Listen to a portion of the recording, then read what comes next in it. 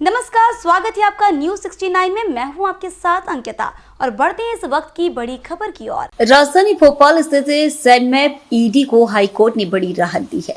पिछले 3 सालों से अपनी नियुक्ति को लेकर लड़ाई लड़ रही ईडी अनुराधा सिंघई पर लगे सभी आरोपों को खारिज करते हुए कोर्ट ने उनकी नियुक्ति को सही ठहराया है। आज सैडमैप के दफ्तर में हाई कोर्ट के फैसले का स्वागत करते हुए जश्न मनाया गया। इस मौके पर ईडी अनुराधा सिंघई ने कहा कि सत्य की जीत हुई है। लगातार 3 सालों तक उन्होंने अपने ऊपर लगे सभी आरोपों की लड़ाई लड़ी और आज उनकी लड़ाई की जीत हुई है। उन्होंने आगे कहा कि जिन लोगों ने नियुक्ति को लेकर आरोप लगाए थे, उन्होंने कई बार उन्हें जान से मारने का प्रयास किया। उसके बावजूद भी वह डरी नहीं और लगातार उनका संघर्ष जारी रहा। विरोधियों से लड़ाई करते हुए लगातार सैडमैप का कार्य भी करती रही। अनुराधा सिंघई ने बताया कि नियुक्ति के बाद से उनके विरोधी उनकी नियुक्ति को लेकर झूठे आरोप लगातार उन्हें बेवजह परेशान कर रहे थे। पूरे मामले को लेकर कोर्ट में केस विचाराधीन था। कोर्ट ने तमाम तथ्यों और जांच के बाद उन्हें दोष मुक्त करते हुए नियुक्ति को सही ठहराया है।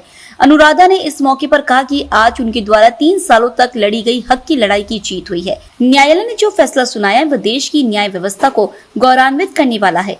भोपाल से न्यूज 69 के लिए आदिल खान की रिपोर्ट। जब मैंने ज्वाइन किया तो संस्था काफ़ी लॉस में थी।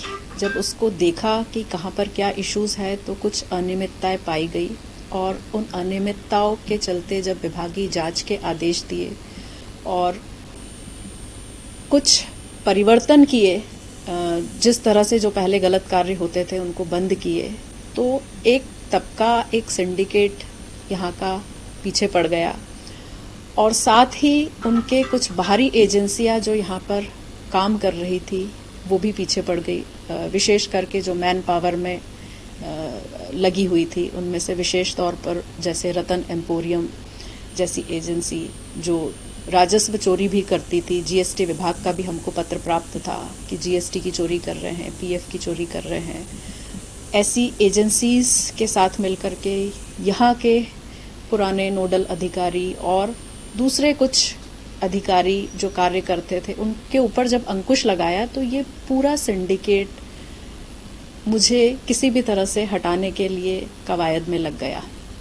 और ये जो इनकी कवायद थी, साम दाम दंड भेद करके किसी भी तरह से मैं कार्य कर रही थी माननीय प्रधानमंत्री और माननीय मुख्यमंत्री जी की भ्रष्टाचार पर जीरो टॉलरेंस पॉलिसी पर, कि संस्था में भ्रष्टाचार नहीं होने देना है और साथ ही हमें संस्था को गुणवत्ता के तौर पर आगे ले जाना है, गुणवत्ता के कार्यक्रम करना है, ट्रेनिंग में भी, मैन पावर उपलब्धि में भी हमें पारदर्शिता लानी है।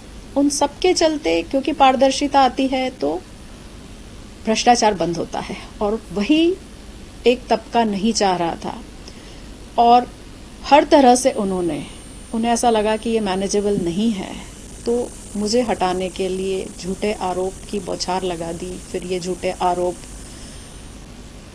कोर्ट में पीआईएल लगाना, क्यों वारंटो लगाना, षड्यंत्रकारी तरीके से फर्जी एफआईआर करना, तमाम तरीके उन्होंने अपनाए और अंततः जैसे सत्य की जीत होती है, फर्जी एफआईआर भी पूरा इन्वेस्टिगेट होकर के निराधार असत्य पाई गई, वह भी माननीय जिला न्यायालय द्वारा क्लोज की गई। हाईकोर्ट द्वारा भी क्यों वारंटो रद्द किया गया कि ये गलत है, नियुक्ति पूरी तरह से सही पाई गई।